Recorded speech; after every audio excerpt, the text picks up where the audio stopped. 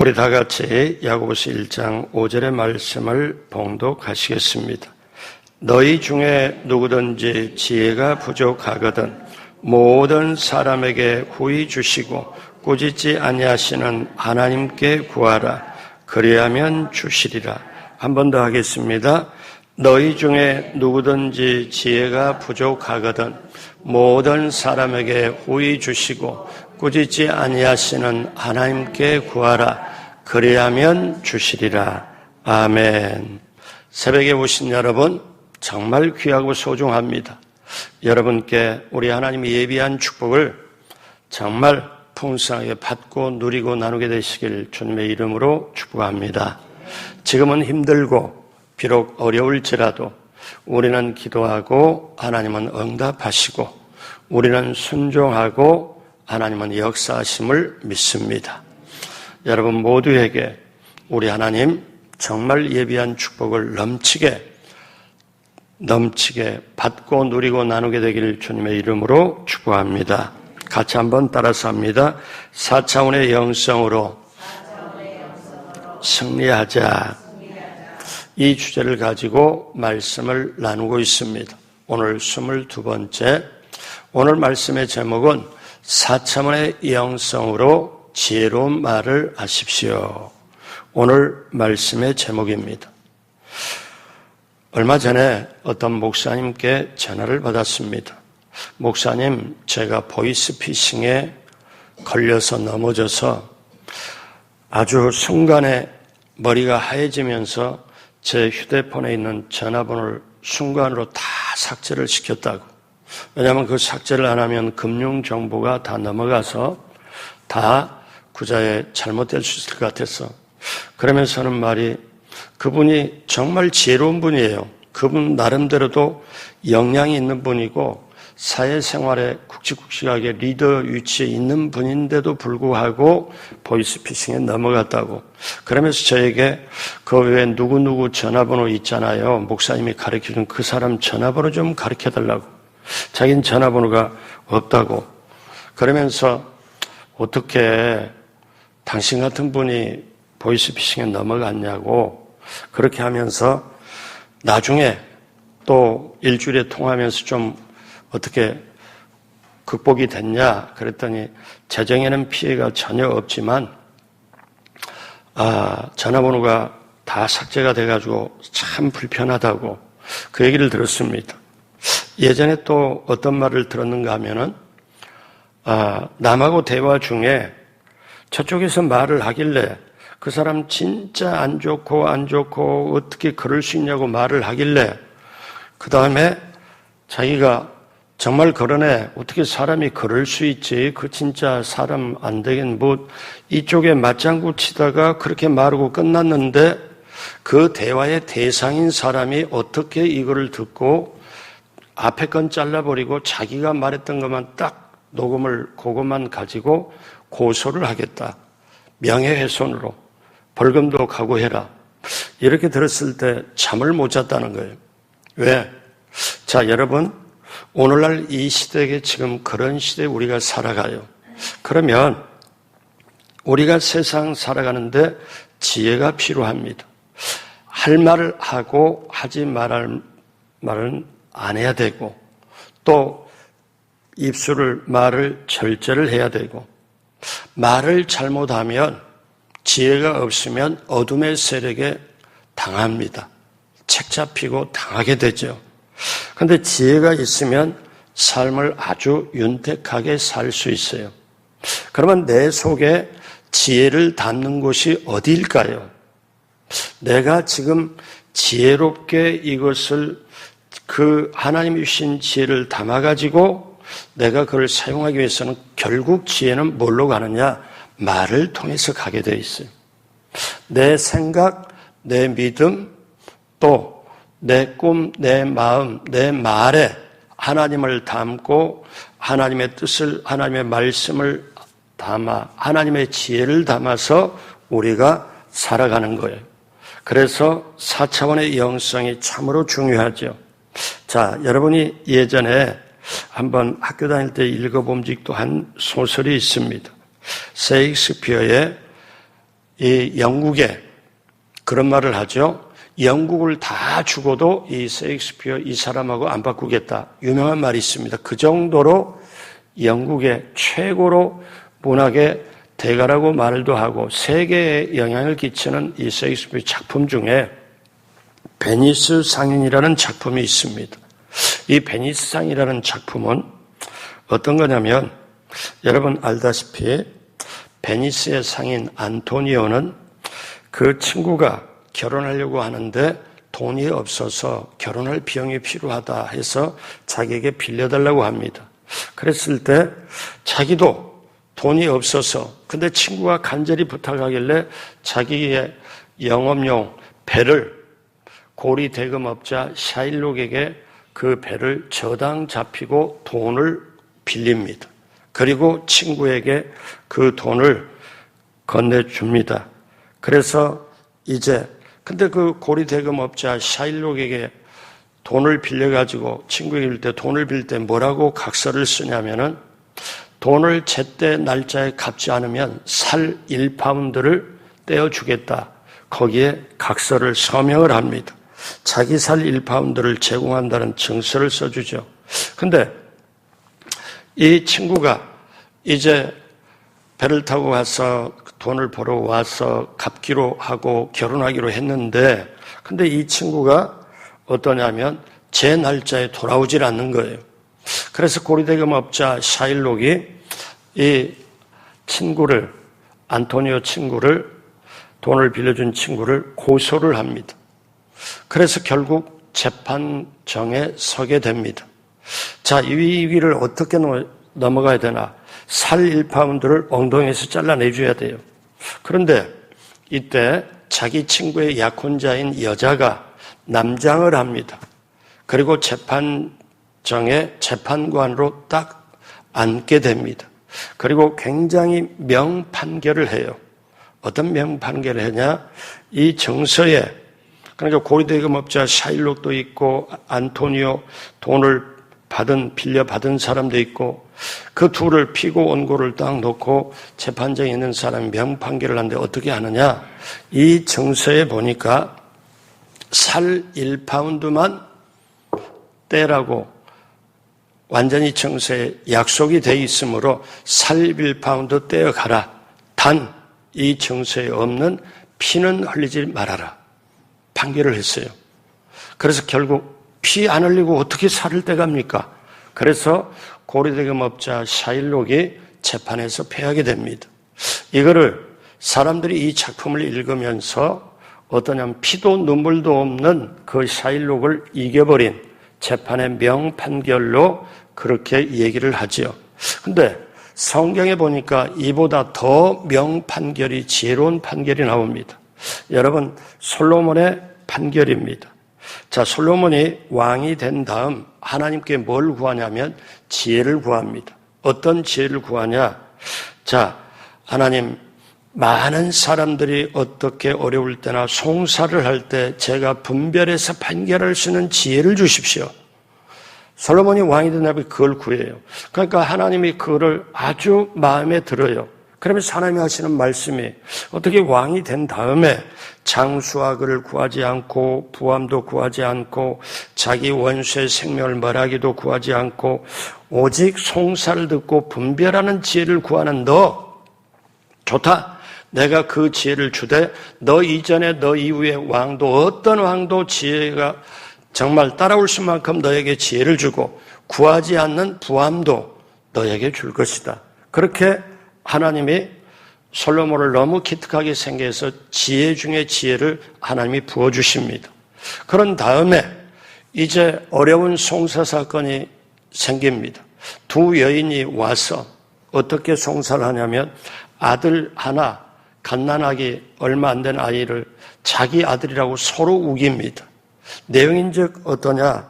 이게 열왕기상 3장에 자세하게 나와 있는데 어떻게 나오냐면은 이제 한 여자가 아들을 출산을 했어요. 사흘 뒤에 또 한 여자가 아들을 출산했어요. 사흘밖에 터울이 차이가 안 나는데 근데 이 두 여자들이 한 집에 살아요. 창기라고 나옵니다. 그런데 어느 날 밤 딱 잠을 자고 새벽녘에 일어나 보니까 한 아이가 죽어 있어요. 어떻게? 그러니까 여기에 송사가 붙었는데 이제 한 아이를 이 엄마가 잠을 자면서 깔고 앉아서 이 아이가 죽었다는 거예요. 그리고 이 죽은 자기 아이를 이쪽 편에 이 여자의 그쪽에 품에다 하고 그쪽 아이를 내가 이렇게 딱 하고 안고 그렇게 한 다음에 서로 깨서 보니까 어떠냐? 여자들이 어떻게 붙었냐?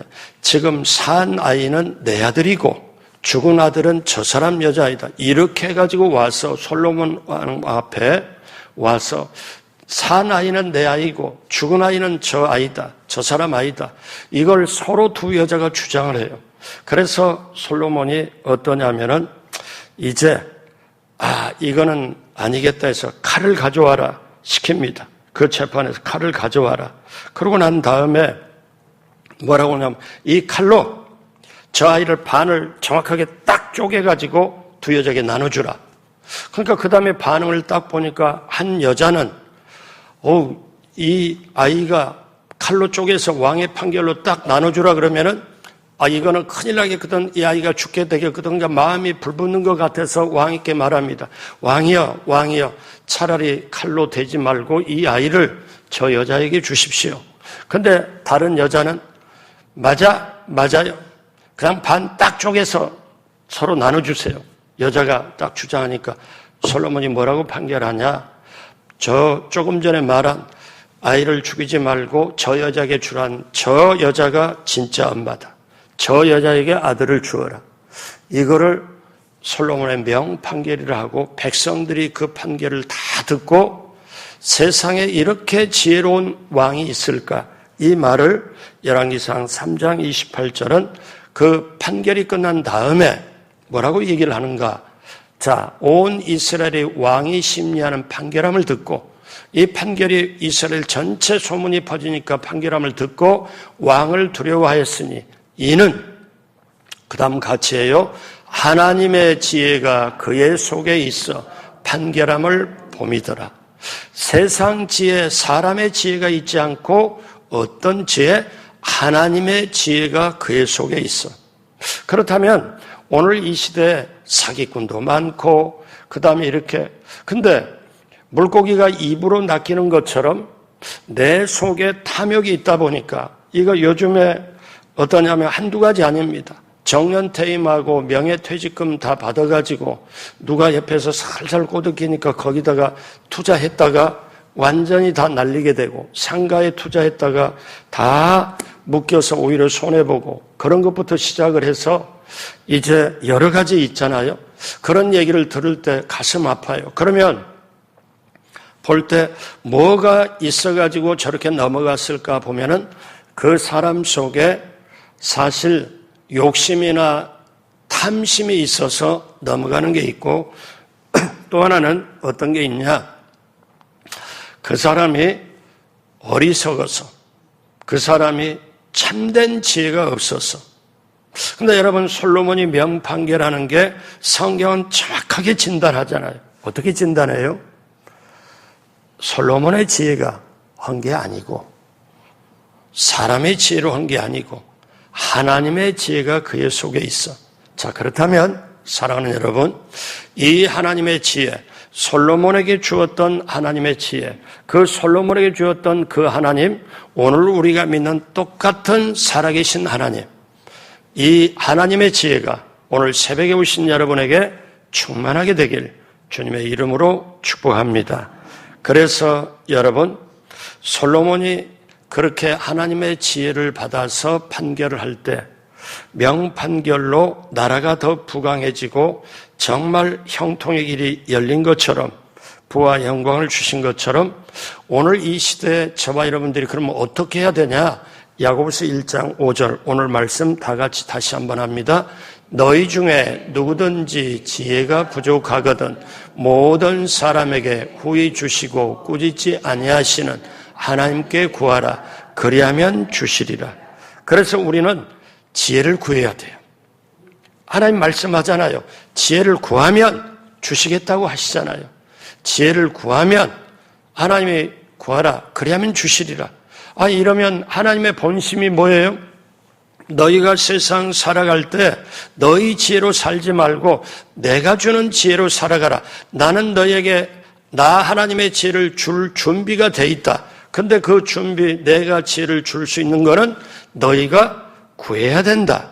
기도를 해야 된다. 그런데 너희가 세상 살면서 너희 지혜, 너희 생각, 너희 마음, 너희 경험 가지고 하다가 실패하면 와서 울고 짜고 하나님 어떻게 해요 하는데 애시당초 처음부터 하나님의 지혜를 구하면 내가 나는 줄 준비가 되어 있는데 왜 구하지 않느냐? 그러면 어떻게 해요? 내 지혜보다는 다른 사람의 지혜가 더 뛰어날 수 있고 세상 지혜보다 여러분 야곱이 아버지를 속여요. 형을 속여요. 그리고 그 형이 자기를 죽이려고 해서 축복을 가르쳤다고 해서 야밤 도주해가지고 멀리 외삼촌 집에 갑니다. 그런데 야곱이 형도 속이고 아버지도 속였지만 외삼촌 라반은 사기꾼의 등급으로 따지면 훨씬 높아. 라반한테는 안 돼. 품삯도 못 받고 7년 14년 일을 해요. 왜? 야곱이 등급이 훨씬 높거든. 야곱은 자기 지혜로 살다가 아무것도 얻은 게 없어요. 물론 장가를 가서 부인이 하나 둘 셋 이렇게 해가지고 계속 늘어가면서 자식도 늘어가고 그런데 하나님이 꿈에 나타나서 4차원의 지혜를 주잖아요. 4차원의 꿈을 주어가지고 알록달록한 양을 자기 걸로 딱 하도록 외삼촌 라반과 계약을 맺고 그 다음에 어떻게 해요? 그 다음부터 불을 거머쥡니다. 하나님의 꿈을 받고 사랑하는 여러분, 오늘 우리가 살아갈 때 사기꾼에 넘어가지 않고 정말 지혜롭게 사실상 우리가 살아가는 게 영적 전쟁이거든요. 그러면 사단은 우리의 말을 책잡아서 곤경에 빠지게 하고 넘어뜨리려고 합니다. 자, 보십시오. 말이 책잡게 되면 너무나 힘들게 돼요. 그래서 지혜로운 말을 우리가 필요하고 근데 말은 4차원이잖아요. 말의 세계, 이 4차원의 세계에서 그대로 우리가 넘어지면 책잡히면 끌려갑니다. 근데 이 4차원의 세계에 말을 하기 위해서는 내 생각, 마음, 꿈 이거를 믿음을 새롭게 하고 이걸 하나님의 말씀, 성령님의 인도함으로 딱 접붙여야 그 다음에 말이 하나님의 지혜로 나가게 돼요. 자, 그러면 우리가 오늘 몇 가지를 봅니다. 첫째로 예수님의 말씀을 봅니다. 예수님의 말씀. 예수님께서 그 예수님의 말을 올무를 씌워서 예수님을 완전히 잡으려고 작정을 한 바리새인과 서기관들이 있습니다. 그때 예수님은 예지 언어를 써요. 예지 언어라는 게 뭐냐면은 사물의 본질을 꿰뚫는 뛰어난 지혜를 예지 언어라고 그래요.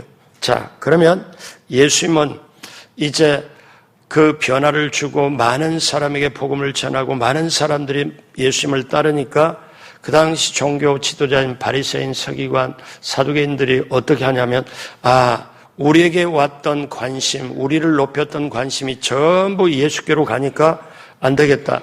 저 예수를 어떻게 하면 이렇게 올가매가지고 잡아 죽일 수만 있으면 죽일 수까지 가자. 그런데 종교적인 문제로 딱 하려고 보니 사람들이 너무 많이 따라 사람들이 두려워서 그렇게 못해서 그래서 세금 문제로 걸자.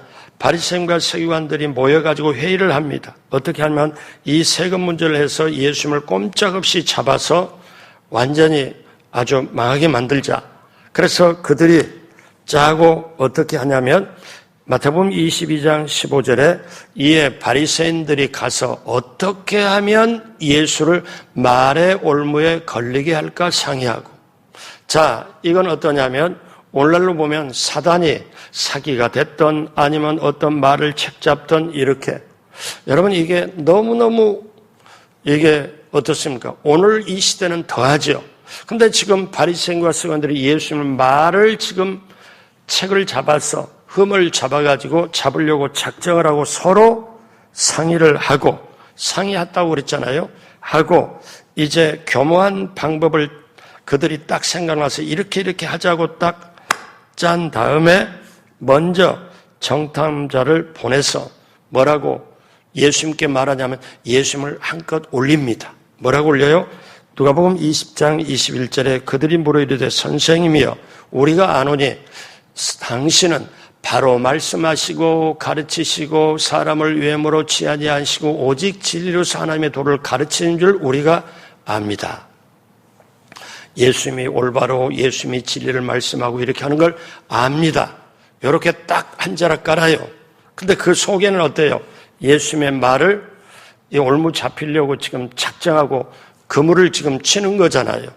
근데 여기에 예수님을 딱 올려놓고 예수님은 그냥 바로 진리를 말씀하는 분인 줄 우리가 압니다 하고 그렇게 하면서 이제 어떠냐면 본 질문을 합니다.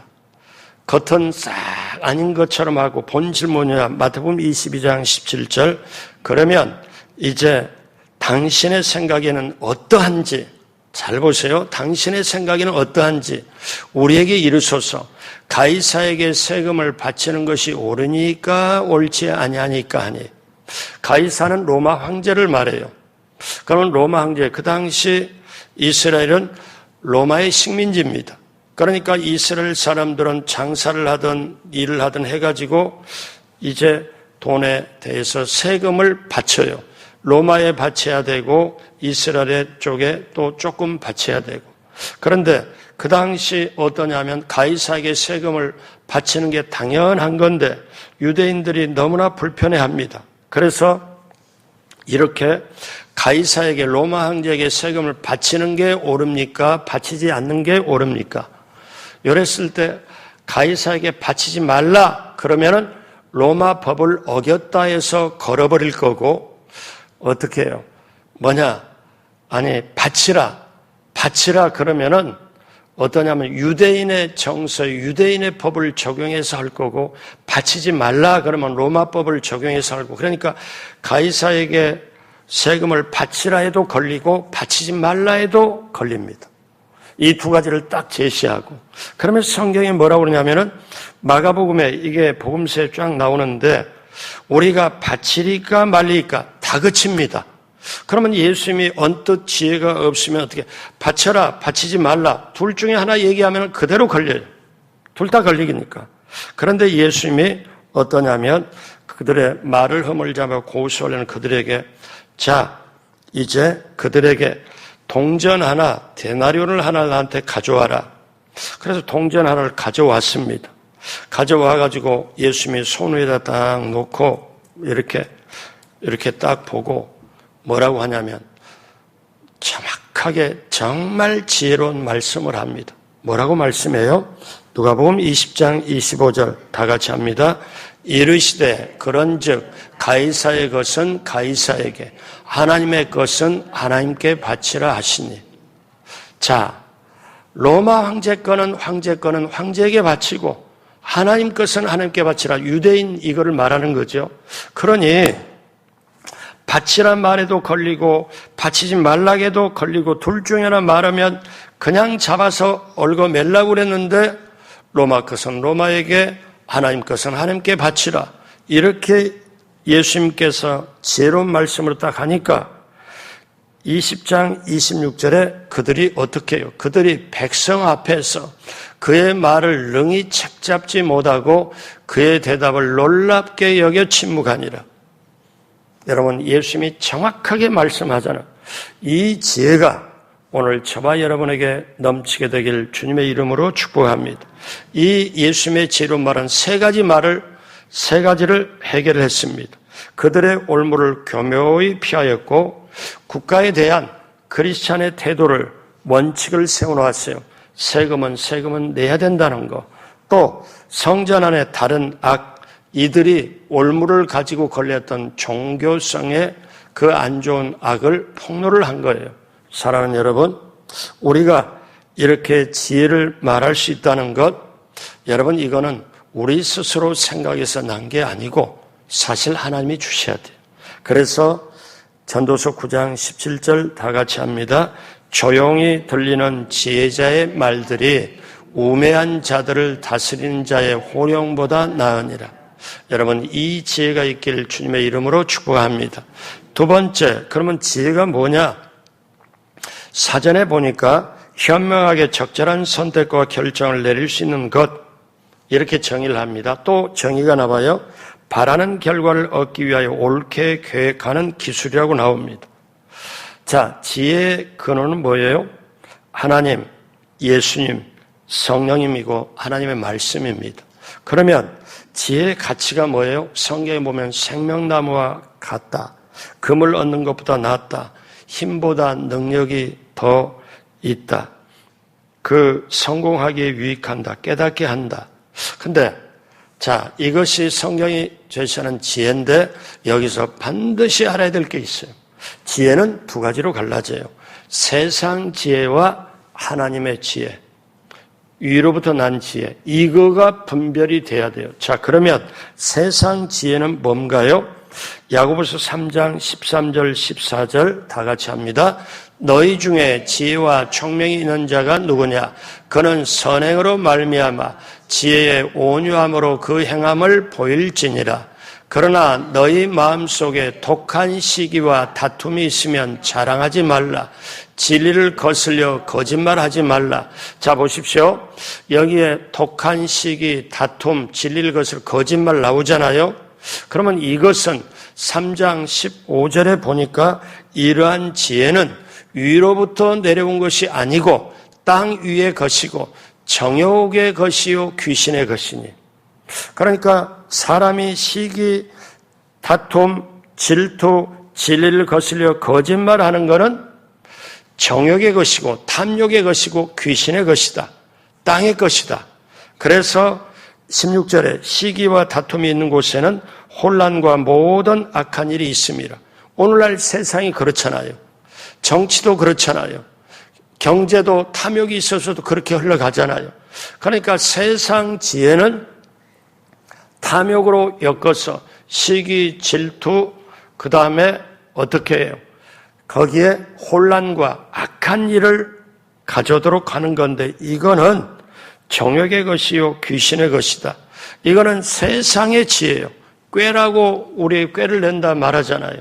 그러면 하나님께로 온 세상 지혜는 이렇게 되는데 위로부터 난 지혜, 하나님께 주시는 지혜는 어떠냐? 야고보서 3장 17절 오직 같이 합니다. 위로부터 난 지혜는 첫째 성결하고 다음에 화평하고 관용하고 양순하며 긍휼과 선한 열매가 가득하고 편견과 거짓이 없나니. 위로부터 난 지혜, 이것이 참된 지혜예요. 그리고 18절 같이 합니다. 화평하게 하는 자들은 화평으로 심어 의의 열매를 거두느니라. 여러분, 이 지혜가 얼마나 하나님이 주신 지혜, 위로부터 난 지혜. 그러니까 지혜는 세상의 지혜와 위로부터 하나님께로 내려온 지혜가 있다. 자, 미국의 역사를 뒤바꾸는 링컨 대통령은 정규교육을 제대로 받지 못했습니다. 초등학교 다니다가 사실상 중퇴했다고 그 정도까지 하잖아요. 그런데 세계인이 가장 존경하는 넘버원이 링컨 대통령이 세계인, 미국인뿐만 아니라. 근데 이분이 어떠냐? 정말 유명한 그 게티즈버그의 연설이 있습니다. 그 연설을 지구촌에 있는 모든 정치가나 학생들이 정말 세계 지금 역사상 최고의 명연설이다. 근데 그 연설이 우연이나 노력으로 만들어진 게 아니고 그 연설을 하기 전에 링컨은 어느 초라하고 작은 시골교회 예배를 드리게 됐습니다. 근데 그 예배 중에 그 전도자의 설교 중에 뭐라고 단어가 나오냐면은 국민을 위한, 국민에 의한, 국민의 전부라는 말을 듣고 예배 중에 그거를 그대로 메모를 합니다. 그리고 연설장으로 가는 마차에서 연설문을 작성할 때 그걸 그대로 인용을 합니다. 국민을 위한, 국민에 의한, 국민의 정부. 자, 이게 어디서? 설교자로부터 나온 거를 메모를 해가지고 그걸 썼더니 세상에 가장 역사상에 지금 최고의 명연설로 해요. 어디서 왔을까요? 하나님께로부터. 사랑하는 여러분, 그렇다면 참된 지혜는 하나님께로부터 나오는데 자, 잠언서 10장 19절에 말이 많으면 허물을 면하기 어려우나 그 다음 같이 해요. 그 입술을 제어하는 자는 지혜가 있느니라. 여러분, 진짜 지혜자는 말 적게 하고 많이 듣는 게 지혜자입니다. 그러면 들으면 사람도 얻게 되고 그 다음에 자기가 입술을 절제하니까 자기를 유지시켜서 살려서 좋고 어둠에 잡히지도 않고 좋고 오히려 사람이 듣는 사람을 좋아합니다. 사랑하는 여러분, 그렇다면 오늘 마지막으로 우리는 더욱 세 번째 지혜로운 말을 해야 되겠습니다. 자, 지혜로운 말을 해야 될 때 세 가지가 있습니다. 우리가 이것을 가져야 되는데 하나는요, 말씀을 내 마음속에 있게 하면 됩니다.